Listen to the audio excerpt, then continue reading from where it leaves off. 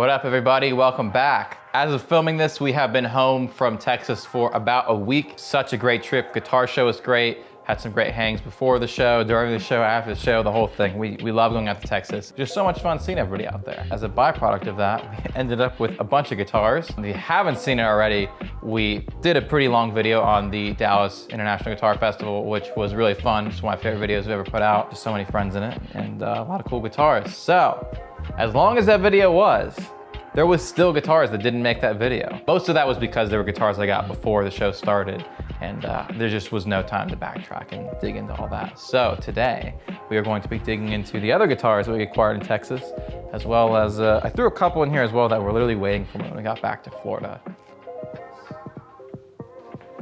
It's a good mix here today.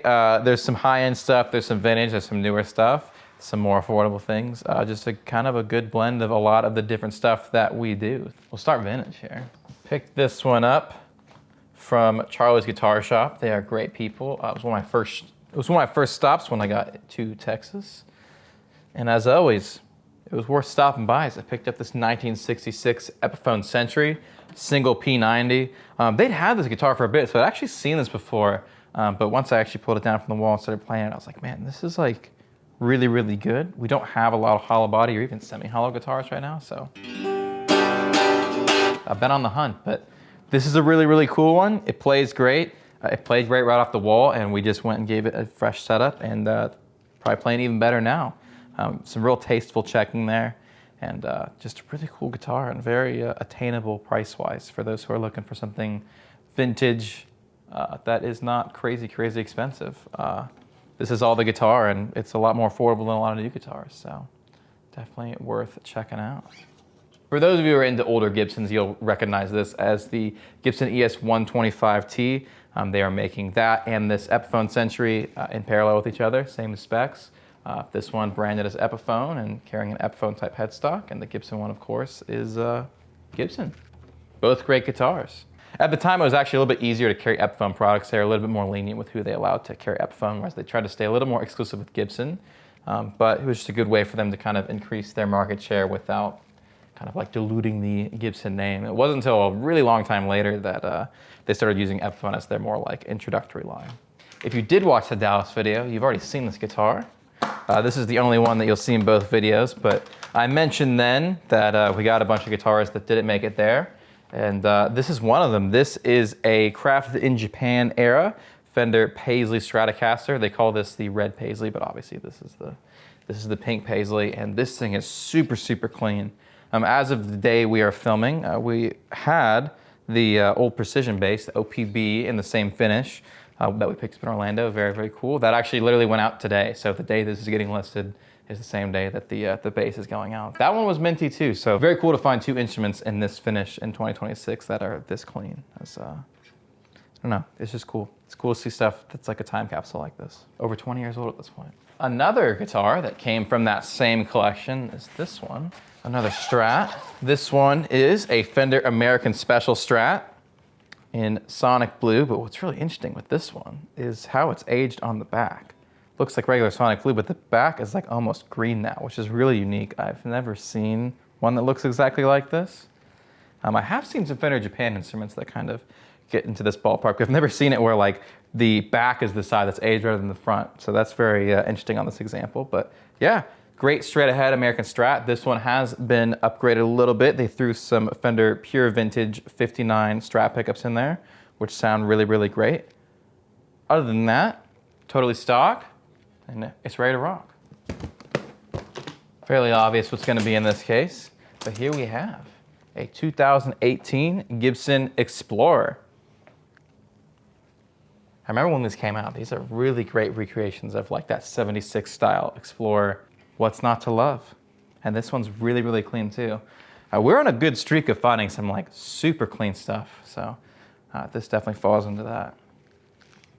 I will say when we list on like Reverb and such, we're really hesitant to use like the excellent condition ranking. Like we usually rank most stuff that's used in nice shape to be very good. As you know, all the stuff has been played and enjoyed, and there's gonna be like little tiny blemishes and stuff, but we reserve excellent for when there truly is almost no cosmetic wear. And I'm very happy to say in the last like 2 weeks, I feel like a pretty high portion of the guitars I've been getting through have actually been in excellent condition, even with how critical we are of some stuff. So yeah, this definitely falls into that with almost no cosmetic wear, which is great.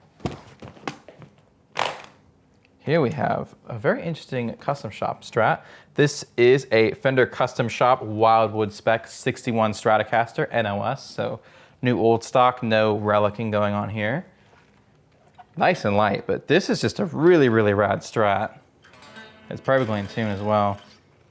But what's interesting with this one is that it has a bit flatter radius, and it still retains like some pretty regular like vintage style frets, but the main difference between this and your like kind of off the shelf Strat reissue is the flat radius. Yeah, this was made in 2025, literally at the end of the year. This was dated as December 2025, meaning this guitar has barely seen any playtime. I have no idea why somebody would sell this so quickly. It's such a cool guitar. But if I had to guess, it might just be because it has that flatter radius that maybe somebody bought this thinking they were going to get like a, more vintage feeling Strat, and due to that radius and a little bit different frets, it's a little different. So if you're somebody that likes narrow, tall frets, you like the little bit flatter radius. In particular, this one is a 10, yeah, this is a 10-inch radius. So this is actually even flatter than like an American Standard. Absolutely check this out because it is rad. If you're looking for one that's gonna feel 100% vintage, this is not the one because that's not gonna feel like a guitar with a 7.25 radius, but yeah, very sick. I love guitars like this where like they're really vintage accurate, but then there's one thing that makes it unique because there's always a player out there that has that preference that maybe otherwise wants just a very traditional Strat. So if that's you, it's here. Oh, this is a guitar with a somewhat interesting story. This is a Fender Japan International Series Stratocaster in Capri Orange. Once again, really, really clean, which is great. This was one of the guitars that was waiting for me when we got back to Florida. I met up with somebody locally, and we did a pretty cool trade that landed me 3 guitars, and this was one of them. But what's funny about this is that we've actually had this guitar before. I am the person who originally brought this. I am the person that actually originally brought this over to the States. Got this in Shibuya, Japan, brought it back. This person ended up grabbing it, and then yeah, a few years later, I got it in 2023, so, and I think they got it back then. And a few years later, they want to try some other stuff, and a trade was arranged, and now we have this back, which is really cool. And he obviously took great care of it because I don't really see any new cosmetic wear. So thanks for taking care of your stuff. But yeah, very happy to see this one come back. And as of getting this in, as of filming, I didn't see any other Capri Orange International Series Strats floating around. So these are becoming quite rare. If I recall correctly, while they did bring the International Series over to the States a little bit later in its life cycle, I don't think they did a Capri Orange here. I think that was just for the Japanese domestic market. This is a really interesting one. This is a Fender JV reissue Telecaster Custom. And it's nice gold. It came from the same trade. Now what's really interesting with these is these are made in Japan fairly recently, around 2020, for the US market. So these were not really sold over in Japan, they were only sold here. And they were made in the Fujigen factory, which at the time that they had this guitar made, they weren't making other Fender guitars, so kind of interesting there. But usually we talk about finding guitars that are made in Japan for the Japanese market, but this was made in Japan exclusively for the export market. These were sold for a pretty brief period of time. They definitely feel quite a bit different than most of the Japan Fenders we see. I actually do prefer a lot of the stuff that you see from like Dynagaki as far as more recent production goes. As far as the older era production, obviously Fujigen is pretty hard to beat, but yeah, kind of interesting specs here because they did like a matte finish neck. I kind of wish this was gloss for me personally, but I know a lot of people will enjoy that. But yeah, very interesting guitar. And actually, upon looking these up, these are a lot harder to find than I thought. I kind of expected there'd be a lot of these out there since they were sold here domestically, but not so much. Here we have a really cool color Strat. This is a Fender American Standard from 1993.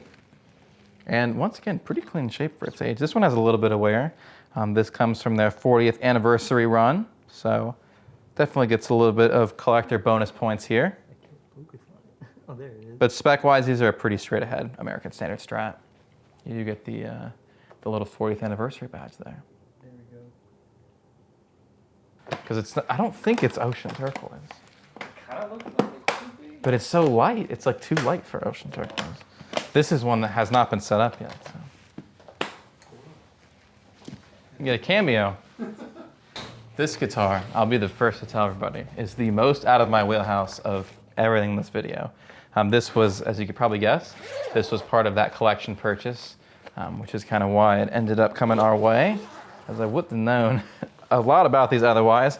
This is a Baker B1. It's a kind of a custom situation, but yeah, cool flame.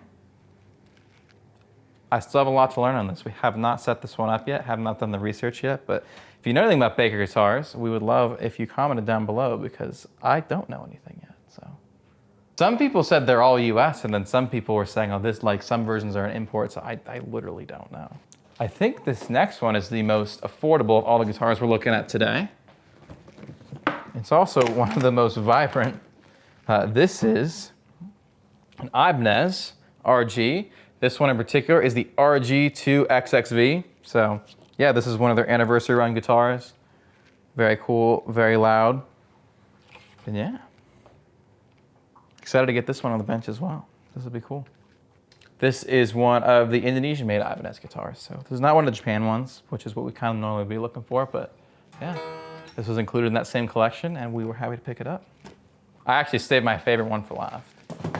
So, this is not the fanciest, highest end, most expensive or anything from this lot, but it's actually just like my favorite. I don't know. It's a Les Paul, and it is a Les Paul Classic from 2008.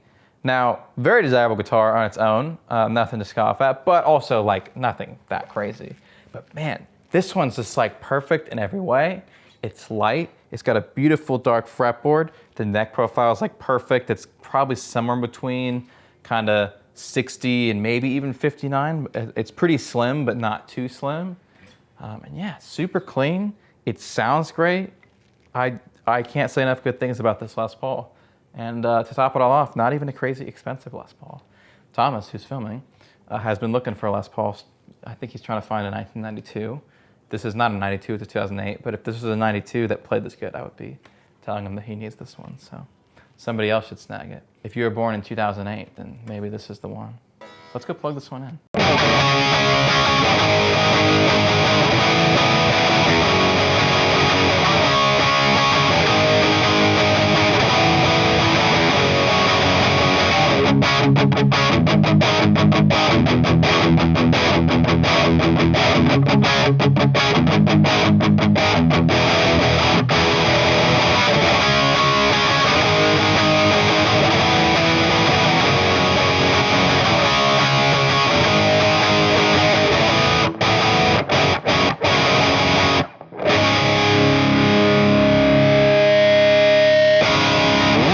Very much enjoying playing this guitar. It sounds as good as it plays and vice versa. We were having a good time off camera, just kind of dialing this thing in. Figured it would be worth taking the time here to talk a little bit about how the show went and everything. Obviously, we showed you guys everything in the moment in last week's video, but now that we're here, let's talk a little more in depth on how it went. Like I've mentioned in this video and the other one, a lot of the guitars we got actually were acquired before the show or kind of on the dealer day of the show, which was really great. By I would say the end of Thursday, which is before the doors even open to the public, I was looking like, man, we've acquired as much as we sometimes do at like a whole show. So no matter what happens this weekend, we are well ahead. I would say after that, we actually didn't end up finding as much. The show was really busy, very well attended, and most importantly, I got to meet a lot of you guys. But we didn't end up actually buying in as much stuff from the public as we do at other shows. It shows that it's always really valuable to have those connections from going to all these different shows all over the country and meeting people. It all really does add up, makes it worth it. Towards the end of that video, we did a segment with the guys from CME. Shout out to David and Daniel, as well as Jamie from Guitars of Tulsa. And we were all kind of talking about how like this is the reason that we do the shows. We do it to come hang out and to meet people and be a part of the community. And I think the point of what I wanted to say here was that's really important. If we went into this show like not knowing anyone, expecting like, oh, we're just going to drive all of our stuff out to Texas, it'll be worth it for that alone.